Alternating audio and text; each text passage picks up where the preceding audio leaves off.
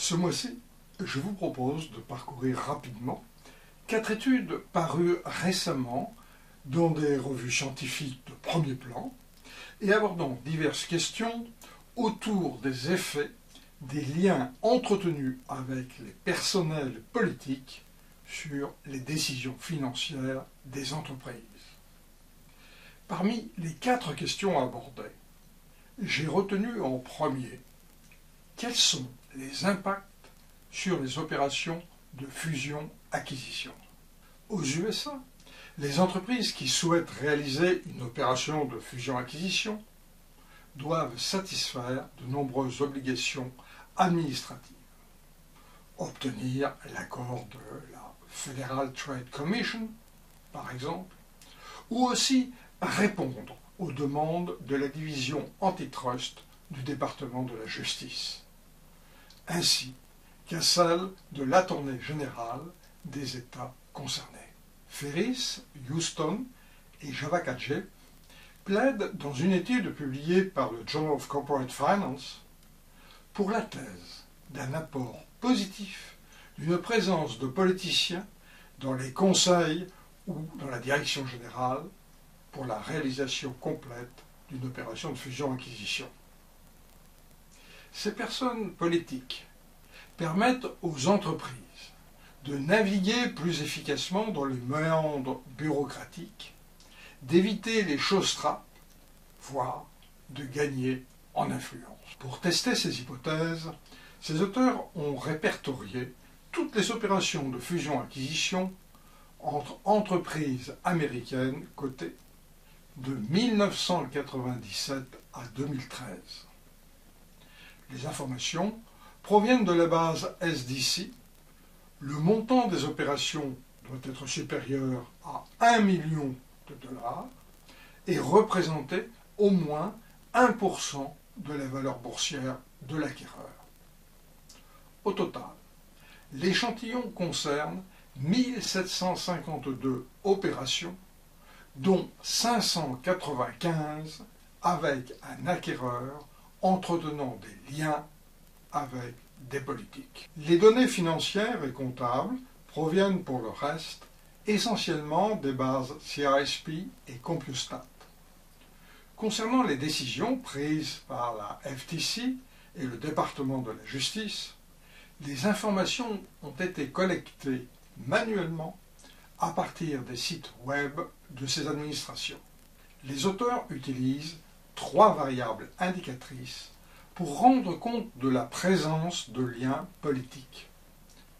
La plus restreinte, appelée pôle 1, vaut 1 si un ancien politicien ou régulateur appartient soit au conseil, soit à l'équipe de direction. La seconde variable, dite pôle 2, reprend les cas compris dans pôle 1 et y inclut la présence d'un général ou d'un amiral de l'armée américaine. Enfin, la troisième, plus large, contient pôle 2 et y inclut les cas où sont présents des juristes ayant eu une expérience des rapports avec le département de la justice. Les effets attendus sur les opérations de fusion-acquisition sont mesurés principalement à 2 niveaux.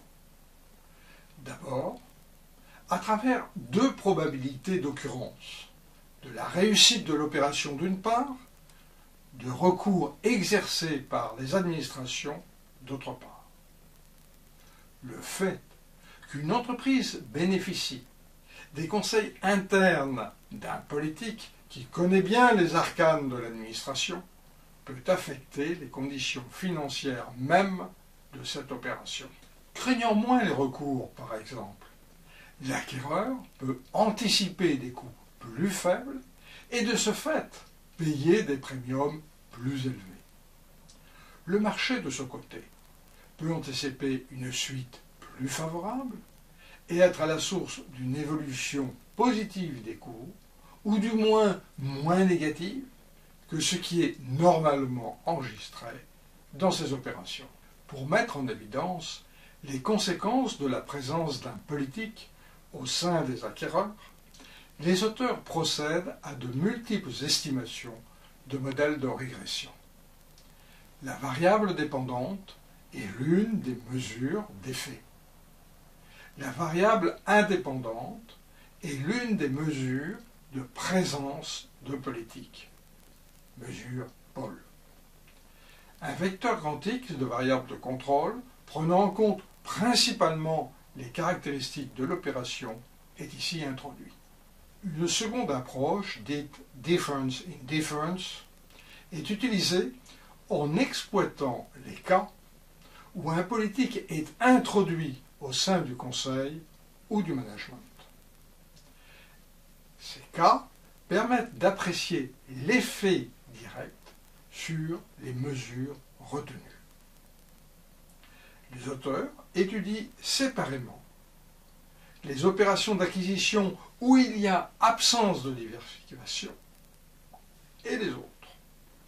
En effet, pour les premières, les risques de recours des administrations sont beaucoup plus élevés.